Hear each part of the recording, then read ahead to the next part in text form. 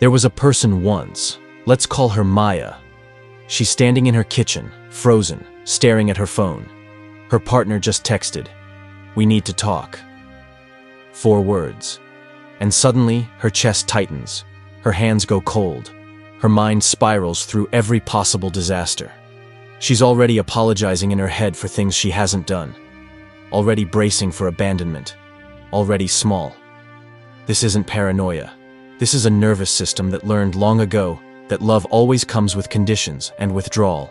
And somewhere in that panic, there's a child who remembers exactly when she learned that the people who were supposed to stay always found a reason to leave.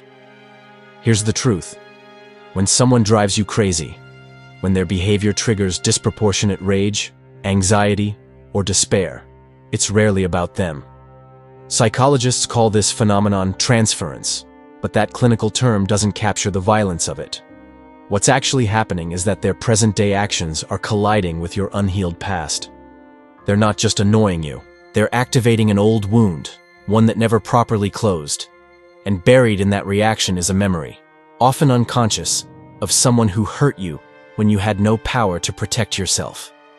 This person who drives you crazy, the unreliable friend, the dismissive colleague, the partner who shuts down, they're not the original perpetrator. They're the echo, the trigger, the key that unlocks a door you've been keeping shut since childhood. Because here's what most people never realize. The intensity of your reaction is never proportionate to the present moment. It's cumulative. Every time your father promised to show up and didn't, every time your mother's love felt conditional, every time you were ignored when you needed to be seen, those moments don't disappear.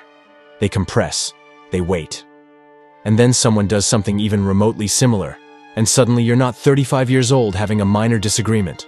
You're 7 and terrified, and certain that if you're not perfect, you'll be abandoned all over again.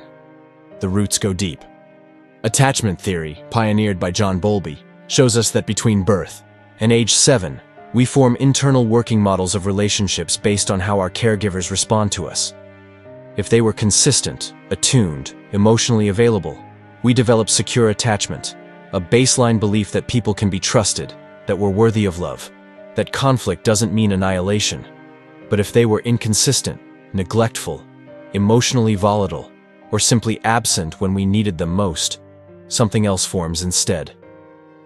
Imagine being 8 years old and learning that your needs are too much, that expressing sadness makes people leave, that anger gets you punished, that the safest thing to do is shrink, comply, perform. Your brain doesn't just remember this cognitively.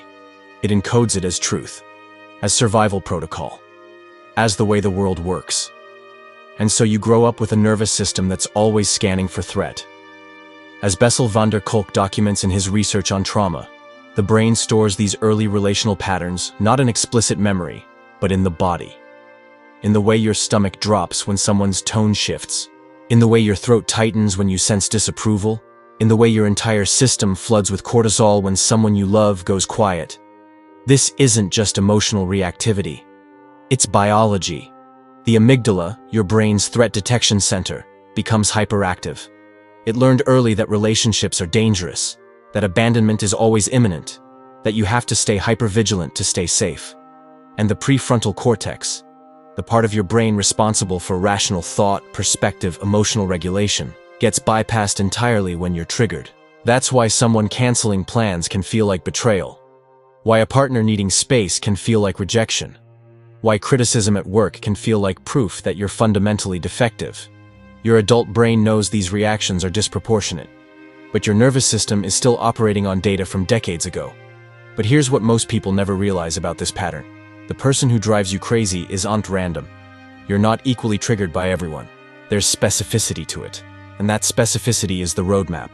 The coworker who takes credit for your work mirrors. The parent who never acknowledged your efforts.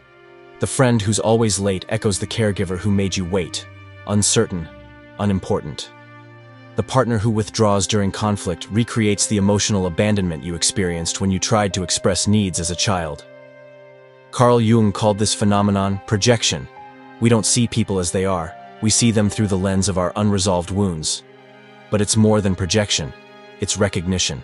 Your psyche is trying to show you what still needs healing by recreating the original dynamic. giving you chance after chance to finally resolve what was left unfinished. Here's where it gets darker. This isn't just about emotional reactivity. It's about how trauma physically reshapes the brain. When you grow up in an environment where love is conditional, inconsistent, or absent, your brain adapts. Chronic stress in childhood elevates cortisol levels, which over time can actually shrink the hippocampus, the part of the brain responsible for memory and emotional regulation. The amygdala enlarges, becomes hyperactive, constantly scanning for danger even when there is none. And the prefrontal cortex, which doesn't fully develop until your mid-20s, can be significantly impaired if it's constantly flooded with stress hormones during critical developmental periods. This means that the very structures you need to manage emotions, to maintain perspective, to distinguish past from present, they've been compromised. This isn't weakness, this is neurobiology. When that person drives you crazy, when you feel rage or panic that seems disproportionate, your body isn't overreacting. It's responding to a threat it perceives as real because, once upon a time, it was. They sabotage relationships before anyone can leave first. Picture this. A partner says, "I love you," for the first time. Instead of joy, panic floods in. Within days, they're picking fights, withdrawing, finding flaws, creating distance. Why? Because intimacy feels more dangerous than loneliness ever did. Closeness means vulnerability. Vulnerability means someone has the power to hurt you. And if you've already been hurt by the people who were supposed to protect you, the logic is brutal but clear. Better to control the ending than to be blindsided by abandonment again. They struggle with authority figures at work. Imagine this. A manager gives constructive feedback. Instead of hearing useful information, they hear echoes of a critical parent, a voice that said they were never good enough. Their nervous system activates, fight, flight, or freeze. They might become defensive, argumentative, or they might shut down entirely, convinced they're about to be fired, rejected, cast out. The feedback itself is neutral, but the delivery, the tone, the power dynamic, it's all too familiar. But here's the paradox no one talks about. The very traits that make someone insufferable to you, their need for control, their emotional unavailability, their people-pleasing, their defensiveness, these are the same survival mechanisms you probably developed too. You're not just triggered by them. You're triggered by the parts of yourself you've disowned, the shadow aspects you can't acknowledge. Jung understood this deeply. What we reject in others is often what we've rejected in ourselves. The person who drives you crazy with their neediness might be reflecting your own unmet need for connection, the one you learn to suppress. The person whose emotional withdrawal enrages you might be mirroring the way you've shut down your own vulnerability to avoid pain. This is the brutal truth. They're not just reminding you of someone from your past. They're showing you who you had to become to survive. They overfunction in relationships, giving endlessly, never asking for anything in return. Here's how it shows up. They're always the one checking in, initiating plans, doing emotional labor, anticipating others' needs. And when they finally do express a need of their own, even a small one, they feel guilty, selfish, like they're asking for too much. This isn't generosity. This is a survival strategy learned in childhood. Make yourself indispensable so you won't be abandoned. Earn love through service because you were never taught that you're worthy of it just for existing. They catastrophize rejection. Picture this. Someone doesn't text back within an hour. Instead of thinking, they're probably busy, the mind spirals. They're angry, they're done with you, you've said something wrong, the relationship is over. This isn't insecurity. It's a nervous system that learned early that disapproval means danger, that conflict means abandonment, that you have to stay hypervigilant to relational cues, because missing one could mean being left behind. They struggle to set boundaries, saying yes when they mean no, tolerating disrespect because confrontation feels impossible. Why? Because as a child, boundaries weren't allowed. Saying no meant punishment, rejection, withdrawal of love. So they learned to collapse, to accommodate, to disappear their own needs to keep the peace. And now, as adults, even minor boundary violations, someone showing up late, making demands on their time, speaking to them dismissively, triggered disproportionate distress. Not because the violation is severe, but because it's activating decades of accumulated resentment. All the times they couldn't speak up, couldn't protect themselves, couldn't say this isn't okay. So if the pattern was survival, how do you step out of the cage without losing yourself? That's what comes next. This is not brokenness, it's adaptation. Every reaction you have, every pattern that feels dysfunctional now, was once an intelligent response to an impossible situation. You weren't weak. You were a child doing whatever it took to survive in an environment that didn't meet your needs. The hypervigilance that exhausts you now once kept you safe. The people-pleasing that leaves you depleted once earned you scraps of affection when nothing else would. The emotional shutdown that isolates you now once protected you from unbearable pain. These weren't flaws, they were solutions. But here's the brutal truth. What saved you then imprisons you now. The shield became the cage. The survival mechanism that protected a vulnerable child is now preventing a capable adult from living fully. You're still operating from a threat that no longer exists, still using tools designed for a war that ended years ago. The first step isn't fixing, it's witnessing. Not with judgment, but with radical compassion. This means acknowledging what actually happened, not the sanitized version you've been telling yourself. It wasn't just strict parenting or they did their best. If you're triggered by behaviors that most people find tolerable, something happened that shouldn't have. Neglect happened, emotional abandonment happened, inconsistent love happened, and it wasn't your fault. Children are not responsible for the environment they're born into. You didn't cause your caregiver's emotional unavailability. You didn't make them critical, neglectful, or volatile. You were just a child who needed safety and didn't get it. Healing requires reparenting yourself. This is the work of earned secure attachment, learning, as an adult, to give yourself what you never received. Self-compassion practices become essential. When you're triggered, instead of spiraling into shame, why am I like this? Why can't I just be normal? You pause. You place a hand on your chest and acknowledge, this is a panic response. My body is trying to protect me. I'm not broken. I'm activated. Kristin Neff's research on self-compassion shows that this simple act of self-kindness actually regulates the nervous system, reduces cortisol, activates the parasympathetic response that signals safety. And here's what you need to say to that child inside you. The one who learned that love was conditional, that needs were burdens, that staying small was survival. Let me tell you what no one told you then. You were not too much. You were not the problem. You were a child who needed safety, consistency, unconditional love, and you didn't get it. That wasn't your fault. You were worthy then. You are worthy now. And I promise you this. Your needs are not shameful. Your feelings are not weakness. You deserve to be seen, heard, protected. You still do. Neuroplasticity is real. The brain can rewire, but it requires repeated experience of safety.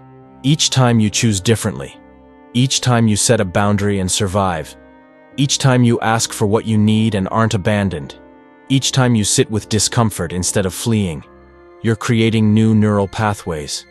You're teaching your nervous system that relationships don't have to be dangerous, that closeness doesn't guarantee betrayal, that you can be imperfect and still be loved. Practical steps matter. Journaling specifically about triggers. When did this feeling first happen? Who am I really angry at? Creates insight. Therapy, particularly modalities like EMDR or somatic experiencing, can help process stored trauma that talk therapy alone can't reach. Learning to identify your attachment style gives you language for patterns you've been enacting unconsciously. Building relationships with people who are securely attached, who show up consistently, who communicate directly, who don't punish you for having needs, rewires your expectations. You learn, slowly, that not everyone operates like the people who hurt you. Reading helps too. The Body Keeps the Score by Bessel van der Kolk maps the neuroscience. The Drama of the Gifted Child by Alice Miller names the specific wound of emotional neglect. Owning Your Own Shadow by Robert Johnson guides you through Jung's shadow work. But healing isn't linear. There will be days when you're triggered and it feels like you've made no progress. Days when someone's behavior sends you spiraling and you're furious at yourself for not being over it. Yet, that's not failure. That's the nature of deep psychological work. You're not erasing the past, you're integrating it. You're learning to hold both truths, that you were hurt and that you're capable of healing. That the person who drives you crazy is activating something real, and that you have the power now to respond differently. Remember that person, Maya, frozen in her kitchen, terrified of 4 words. That fear was real, but it wasn't about the present. It was about every time someone she loved said, "We need to talk." And what followed was withdrawal, punishment, or abandonment. Her partner's text wasn't a threat, but her nervous system couldn't tell the difference. Healing for Maya looked like this. She told her partner about the trigger. She said, "When you text that, I panic. Can you tell me generally what you want to talk about?" And her partner, who was securely attached, said, "Oh, I just wanted to plan our weekend. I didn't realize that phrase scared you." This is what safety looks like. Not the absence of triggers, but the presence of people who understand when you explain. If you were that child who learned that love was conditional, that your needs were burdens, that the safest thing to do was disappear, this is for you. You didn't deserve what happened. You didn't deserve to feel unsafe in the presence of the people who were supposed to protect you. You didn't deserve to learn that your worth was tied to performance, compliance, invisibility. And the person who drives you crazy now isn't the enemy. They're the teacher, showing you exactly where the wound still lives, giving you another chance to choose differently. Healing isn't becoming someone new. It's remembering who you were before the pain taught you to shrink. It's reclaiming the parts of yourself you had to abandon to survive. The needs, the feelings, the authenticity. It's learning that you can be angry and still be loved. You can set boundaries and still be worthy. You can be imperfect and still belong.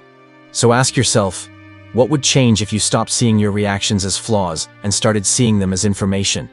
What if the person who drives you crazy is just showing you what still needs your compassion? You were never broken. You were always responding to brokenness around you. And now you get to choose a life where that response is no longer necessary.